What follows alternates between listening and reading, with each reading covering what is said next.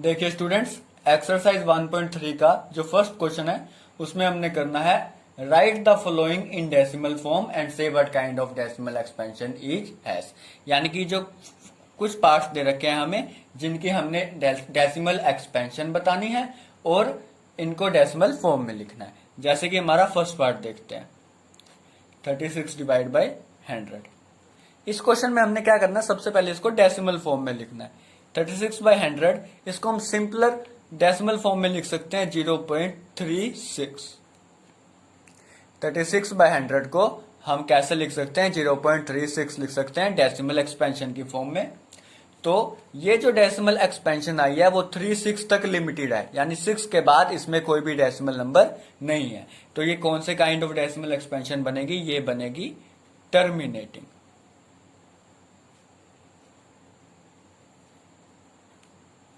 Terminating decimal expansion.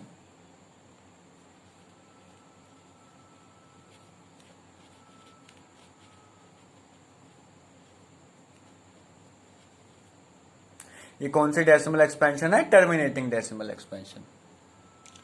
Second part जो है हमारा वो है 1/11। इसमें अगर हम इसको डेसिमल फॉर्म में कन्वर्ट करें, इसको अगर हम डिवाइड करते हैं 1 को 11 से, तो 11 बाहर बड़ा है अंदर छोटा है, तो हमें एक जीरो लेनी पड़ेगी ना जाने की और बाहर आ जाएगा पॉइंट। तो 11 को अगर हम पॉइंट लेते हैं तो ये अभी भी छोटा आ रहा है, जो 10 अंदर है वो भी 11 से छोटा है, तो हमें एक और जीरो लेनी पड़ेगी और यहाँ आ जाएगी ना जाने की जीरो। अब 11 9 दा 99, रिमाइंडर बच गया 1। तो इसकी डेसिमल एक्सपेंशन क्या आई, 0.09 बार। बार इसलिए लगेगा क्योंकि ये जो 1 से शुरू किया था 1 पे फिर पहुंच गए हम। 1 से शुरू किया था 1 पे पहुंच गए, तो जो 09 है 09 बार बार रिपीट होता रहेगा। तो 1/11 की जो डेसिमल एक्सपेंशन बनेगी वो बनेगी 0.09 बार। बार का मतलब है कि ये जो नंबर्स हैं, ये डिजिट्स हैं, रिपीट हो रहे हैं बार बार। 0.09 बार का मतलब है 0.090909। 09 जो है वो बार बार रिपीट होता रहेगा। तो 1/11 की जो डेसिमल फॉर्म है वो बनी 09 बार। 09 बार का मतलब 0.090909। देखिए अगर मैं आपको कंप्लीट डिवाइड लगभग थोड़ी सी करके भी दिखाऊं तो 1 बाहर 11 है, अंदर छोटा होने की वजह से यहाँ जीरो लग गई, यहाँ 0 पॉइंट लग गया। अभी भी छोटा है 11 10 से, 10 11 से छोटा है, तो एक और जीरो लग गई ना जाने की जीरो। अब 11 9 दा 99, ये 100 में से 19 गया 1, फिर से हमने जीरो ली, नहीं जा रहा, तो फिर ना जाने की जीरो, यहाँ पे एक जीरो लग जाएगी। 11 9 दा 99, फिर 1 बचा। ऐसे ही क्या होगा, बार बार 1 बचता रहेगा और 0909 जो है आंसर आता रहेगा। तो 0909 जो है वो बार बार रिपीट होगा।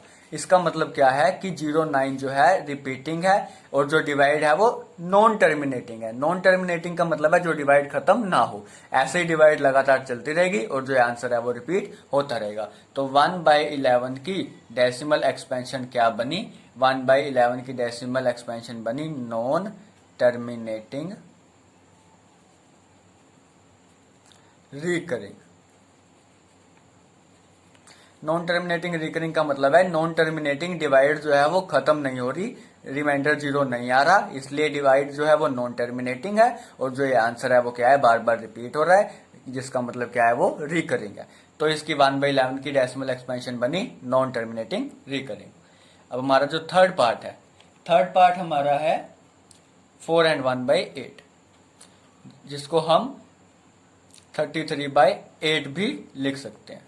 अब हमने क्या करना है, 33/8 की डेसिमल फॉर्म बनानी है। डिवाइड करके हम बना सकते हैं, ऊपर वाला अंदर आता है, नीचे वाला बाहर आता है।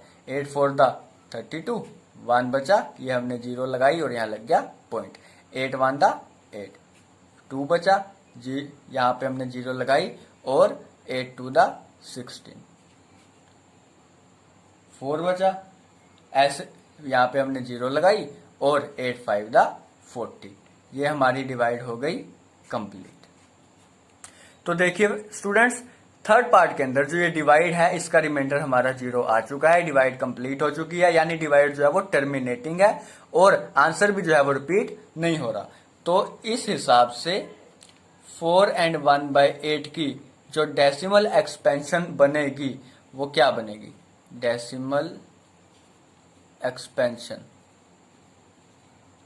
4/8 की डेसिमल 4 and 1/8 की डेसिमल एक्सपेंशन बनेगी टर्मिनेटिंग। टर्मिनेटिंग क्यों? क्योंकि ये जो डिवाइड है वो टर्मिनेट हो चुकी है, कंप्लीट हो चुकी है, और साथ ही में जो इसका जो आंसर आया है वो भी रिपीट नहीं हो रहा। तो इस 4 and 1/8 का जो डेसिमल एक्सपेंशन है वो रहेगा टर्मिनेटिंग। फोर्थ पार्ट देखते हैं। फोर्थ पार्ट में क्या है?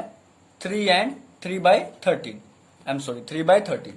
3/13 की अगर हम डेसिमल एक्सपेंशन बनाना चाहें तो सबसे पहले हम क्या करेंगे? डिवाइड करेंगे। ऊपर वाला अंदर आता है, नीचे वाला बाहर आता है। जैसे कि मैं आपको बता चुका हूं, 13 बड़ा है, 3 छोटा है, तो हमें 0 लेनी पड़ेगी और बाहर क्या लग जाएगा? पॉइंट लग जाएगा। अब 13 2 26, 4 बचा, 13 3 यहाँ पे 0 लेनी पड़ेगी ना पहले। 13 3 39, 40 में से 39 गया, 1 बचा। अब 1 छोटा है, 13 बड़ा है, तो फिर से 0 लेनी पड़ेगी। 13 अभी भी 10 भी छोटा है, 13 बड़ा है, तो एक और 0 लेनी पड़ेगी और यहाँ क्या लग जाएगी? ना जाने की 0। अब 13 7 91, कितना बचा? 9 बचा। 9 अभी भी छोटा है 13 से, तो 0 ली ना जाने की। अब 13 6 78, 12 बचा, ये हमने 0 ली, और 13 9 117, ये क्या बच गया? 3 बच गया।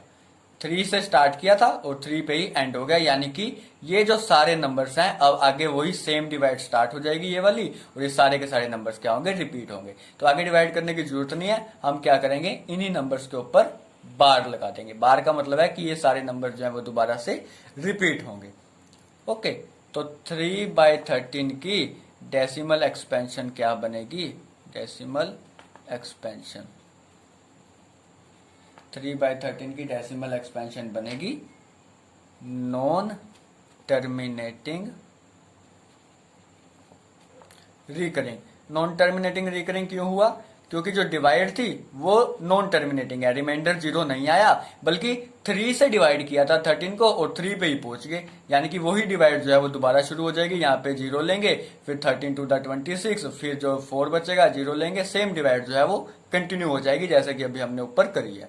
ऐसे ही आंसर रिपीट हो रहा है, तो यहाँ रिकरिंग आ गया। डिवाइड का नॉन टर्मिनेट होने की वजह से आंसर आ गया नॉन टर्मिनेटिंग रिकरिंग। देखिए फिफ्थ पार्ट में क्या है। जो हमारा फिफ्थ पार्ट है वो है 2/11। 2/11 की भी डेसिमल फॉर्म बनानी है, जिसके लिए हमें क्या करना पड़ेगा? डिवाइड, ऊपर वाला डिजिट अंदर, नीचे वाला बाहर। 2 छोटा है, 11 बड़ा है, इसलिए हमें यहाँ पे 0 लेनी पड़ेगी। बाहर क्या लग गया? 0 पॉइंट। 11 1 11, कितना बचा? 9 बचा। ओके, यहाँ पे 9 छोटा हो गया, 11 बड़ा, फिर से 0 ली। 11 8 88, 2 बचा। देखिए 2 से डिवाइड स्टार्ट की थी, फिर से 2 आ गया, यानी कि अगर हम यहाँ पे 0 लेते हैं तो फिर से देखिए मैं वो करके दिखाता हूँ। 0 ली, 11 1 11, फिर से क्या बचा? 9 बचा। 0 ली, 11 8 88, फिर क्या बचा? 2 बचा। देखिए जो डिवाइड है वो बार बार रिपीट होती जा रही है। यहाँ पर नंबर 1818 बार बार रिपीट होंगे, और जो ये 2 है ऐसे ही बार बार रिपीट होता जा रहा है। तो 2/11 की जो डेसिमल एक्सपेंशन है, डेसिमल एक्सपेंशन वो क्या होगी? 2/8 की डेसिमल एक्सपेंशन होगी non terminating recurring. Non terminating recurring क्यों? क्योंकि जो डिवाइड है वो टर्मिनेट नहीं हो रही है, कंप्लीट नहीं हो रही है, इसलिए नॉन टर्मिनेटिंग, और जो आंसर है वो बार बार रिपीट हो रहा है, इसलिए रिकरिंग। तो डेसिमल एक्सपेंशन क्या हुई 2/11 की? Non terminating recurring. पार्ट 6 देखते हैं स्टूडेंट्स। पार्ट 6 जो है वो हमारा है 329 डिवाइड बाई 400।